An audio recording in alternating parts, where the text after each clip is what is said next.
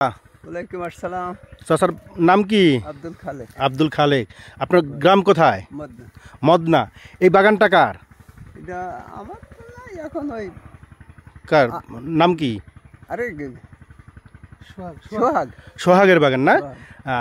সোহাগের বাগান। এই বাগানে যে আমগুলো দেখছি এবং বাগানে পর্যাপ্ত পরিমাণে আম দেখা যাচ্ছে এবং প্রত্যেকটা গাছেই আল্লাহর রহমতে বেশ আম আছে এবং আমগুলোর চেহারাটাও ভালো এবং আমগুলো দেখতেও খুব সুন্দর লাগছে এবং অন্যান্য বাগানের কিন্তু এরকম আমরা আম দেখি নাই।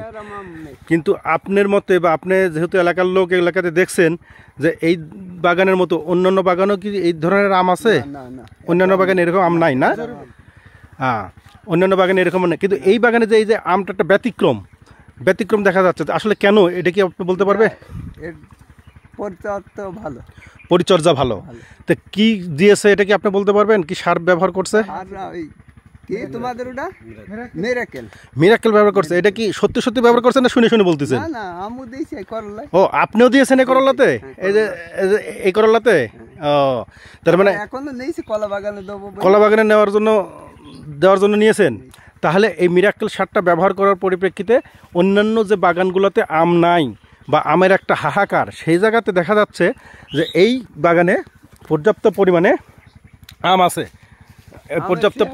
আম আছে। আমরা এই আমগুলা দেখলাম এবং আমগুলোতে আমরা দেখছি দেখেন প্রত্যেকটা বাগানে, প্রত্যেকটা গাছে প্রচুর পরিমাণে আম আছে না? সাইজও খুব ভালো।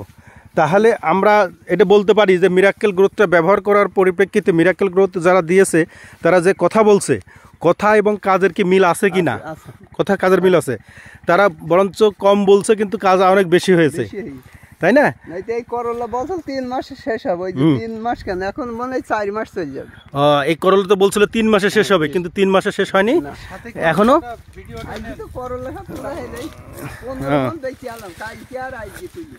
ও, কালকে আর আজকে তুলে করলা তো কয় মন বিক্রি করছেন? 15 মন বিক্রি করছেন। এবং গাছের যে গ্রোথটা আমরা দেখছি, প্রিয় কৃষক ভাই বোনেরা, আপনারা দেখেন গাছের যে গ্রোথটা দেখছেন, গাছটা আরও অনেক দিন থাকবে। দেখেন প্রত্যেকটা ডোগায় কিন্তু করলা আছে, আমরা দেখতে পাচ্ছি। আপনারা দেখতে পাচ্ছেন যে প্রত্যেকটা ডোগায় করলা আছে।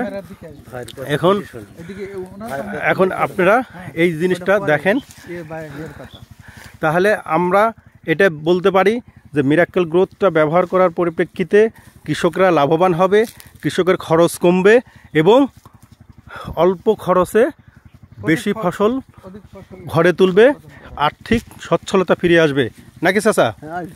আর্থিক সচ্ছলতা ফিরে আসবে, কারণ আপনার ফসল যখন ভালো হবে, খরচ কম হবে, তখন কিন্তু আপনার অর্থনৈতিক সচ্ছলতাও আসবে। তা আপনারা সবাই ভালো থাকেন, সুন্দর থাকেন, সুস্থ থাকেন। আবার দেখা হবে কোনো এক সময় মিরাকেল গ্রোথের কোনো আরেকটা প্রজেক্টে। দেখেন এই পর্যন্তই আজকে শেষ করলাম। সবাই ভালো থাকেন। আসসালামু আলাইকুম।